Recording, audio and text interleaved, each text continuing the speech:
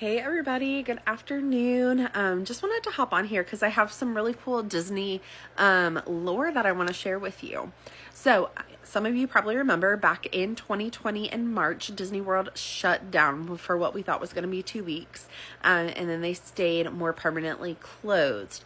Well, during this time, Disney was preparing for its 50th anniversary, and one of the things that Disney was doing was repainting the castle from its gray and blue color scheme to rose gold, pink, and royal blue. And so this was a very controversial thing that they were doing. I personally didn't love the new color scheme.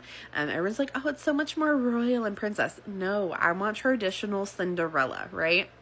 So funny enough, I was actually there in March of 2020, 2 days before the COVID shutdown. And they were actually already starting to work on the castle. They had started draining some of the water that was in the moat around the castle, so you can see that here. And then they were also starting the repainting process. And so you can see in these pictures that are coming up, they did have to put cranes up during the day, during part of the guest experience day. And so once people saw this, people were quick to want to cancel their trips. They didn't want to go to a Disney World where the castle was going to be modified or wasn't going to be able to be the center point in their pictures.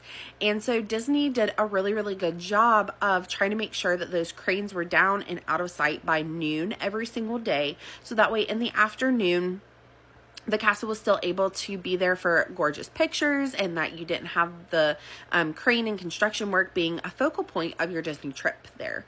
And so it was kind of a cool experience to see as Disney was creating this magical new castle color scheme, while also trying to keep the guest experiences as good as possible. And we're going to see that coming up here again in January when Disney is going back to the original gray and blue color scheme that Cinderella's castle always was. And so questions are going to come up. Should I cancel my trip? Is this going to affect my pictures in front of the castle? What about those once in a lifetime opportunities?